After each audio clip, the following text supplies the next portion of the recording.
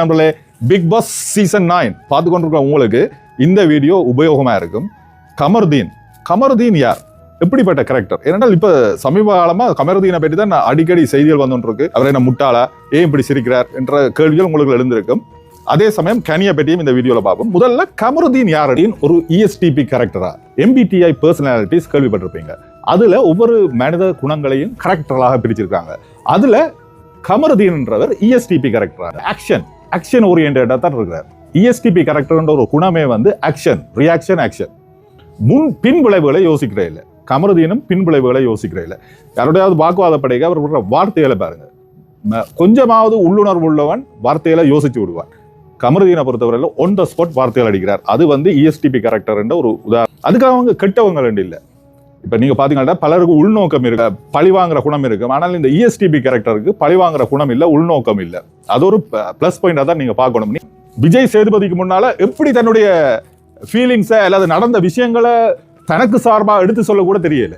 இது கப்ப வெல்ல போற நோக்கம் கூட கொஞ்சம் கூட இல்லை. எப்படி கப்ப வெல்றது, டைட்டில் வெல்றதுன்ற நோக்கமே இல்லை. வந்தான், இதுல இருந்தேன், பிக் பாஸ் ஹவுஸ்ல இருந்தேன், என்ஜாய் பண்ணினேன். அதுதான் இவரோட மெயின் நோக்கமா இருக்கு.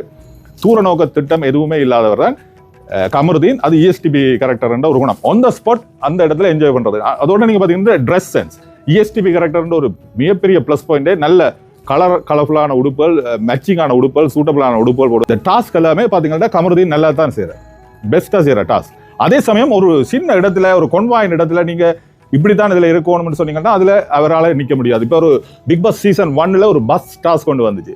அந்த பஸ்ஸுக்குள்ள போய் இருக்க டாஸ்க் வந்து கமருதீன் செய்ய மாட்டார். ESTP கேரக்டர் ஒரு பெரிய வீக் பாயிண்ட். ஒரு இடத்துல இருக்க மாட்டார். ஒரு இடத்துல கொன்வாயின் ஸ்பேஸுக்குள்ள இருந்து வேலை செய்ய முடியாது. இப்ப இவருக்கு ஒரு டார்கெட் ஒன்று வச்சுட்டு இந்த இடத்துல அசையாமல் ஒரு மணித்தியாலம் அரை நாள் நிக்கணும்னு ஒரு போட்டியை வச்சா கமருதீன் வந்து அதுல தோப்பார். முதல் ஆளா அதுல எழுப்பி போறது கமருதீன் தான் இருப்பார். கத்தி குத்து டாஸ்க்ல, அந்த செருகிற டாஸ்க்ல அவர் சும்மா தான் எழுந்து போறார். ஏன்னா அவரால் அந்த இடத்துல இருக்கலாமே இருக்கு. ஏனென்றால் ESTP கேரக்டர் மெயின் பிரச்சனையே ஒரு இடத்துல இருந்தோம்னா மற்ற இடங்கள்ல வர ஆப்பர்ச்சுனிட்டிஸை மிஸ் பண்ணிடுவோம் என்றது அவங்களோட ESTP கேரக்டர்ல இன்பில்ட் மெக்கானிசம். இவங்களோட சண்டை பிடிச்சு நீங்க வெல்ல மாட்டீங்க. ஃபிசிக்கலா கூட. ஏனென்றால் முகமது அலி கூட ஒரு ESTP கேரக்டர் தான் சொல்றாங்க. உங்களுக்கு தெரியுது, குத்துச்சண்டை வீரர் முகமது அலி. இவங்க கெட்டவங்களாகண்டா இல்லை, நிச்சயமா இவங்க கெட்டவங்க இல்லை. இவங்கள்ட்ட உள்ளுணர்வு இல்லை, நெஞ்சில ஒன்று வச்சு வெளியில ஒன்று கதைக்கிறவங்க இல்லை. நம்பி ஒரு காரியத்தில் இறங்கல. ஏனெண்டா இவங்க வந்து ஒரு வேலைக்கு போவாங்க, இன்னொரு வேலைக்கு அந்த இடத்துக்கு போயிடுவாங்க. இவங்களை நம்பி போன நீங்க நடுகாத்துல நிற்கணும். இருக்கிற ஒரு வீக் பாயிண்ட் என்னென்றால், இவங்க இருக்கிற ஒரு பெரிய மைனஸ் பாயிண்ட் என்னென்றால் பார்த்தைகளை விட்டுருவாங்க.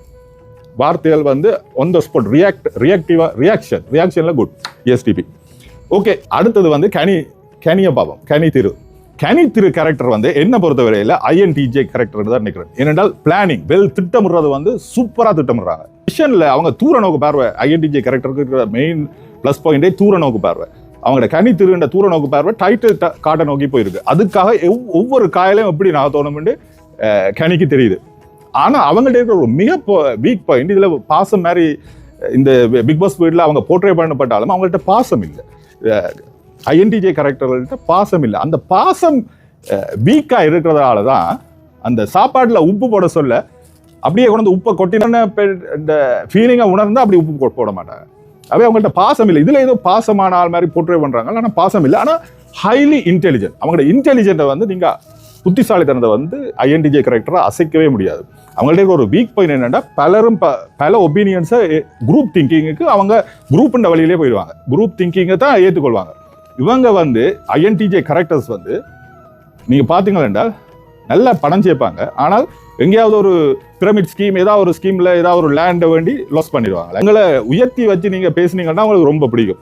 கனி திருவா நல்லா உயர்த்தி நீதான் சூப்பரானால் அவங்கள இன்டர்வர்டட் ஃபீலிங்னு சொல்லுவாங்க. அவங்களோட தற்புகழ்ச்சியை விரும்புறதா கனி திருட்டே இருக்கு.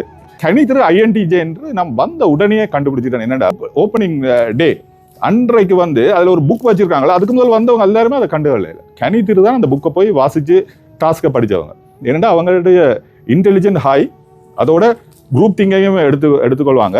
ஆனா அவங்கள்ட்ட பாசம் கம்மியா தான் இருக்கும். ஆனா அதுக்கு கொம்பன்சேட் பண்ற மாதிரி இன்ட்ரோவர்டட் ஃபீலிங், அதாவது அவங்கள பாராட்டினா அவங்க எதுவும் செய்வாங்க மாதிரி. ஓகே நண்பர்களே, இது வந்து MBTI பர்சனாலிட்டிஸ் என்றால் மாயர்ஸ் பிரிக்ஸ் என்ற ஒரு பெரிய ஒரு மேதை ஒவ்வொரு மனிதர்களை 16 விதமா பிரித்து அவர்கள் ஒவ்வொருத்தருடைய கேரக்டர்லையும் எழுதியிருக்கிறார்கள். அவர்களை ஒப்சர்வ் பண்ணிங்கன்னா நீங்கள் இவர் இந்த கேரக்டர் இவர் இந்த கேரக்டர்ன்னு உங்களால் அடையாளம் காணக்கூடியதாக இருக்கும். இப்போ சோல்மேட் தேடுறீங்களா, இப்போ சோல்மேட்டை பற்றிலாம் நிறைய கதைகள் வருது. சோல்மேட் தேடுறவர்கள் தயவு செய்து MBTI பர்சனாலிட்டிஸை படிங்க. ஏன்னா உங்களோட சோல்மேட் வந்து அந்த MBTI பர்சனாலிட்டிஸ்லாம் இருக்கும். வேற என்ன நண்பர்களே, மீண்டும் ஒரு வீடியோவில்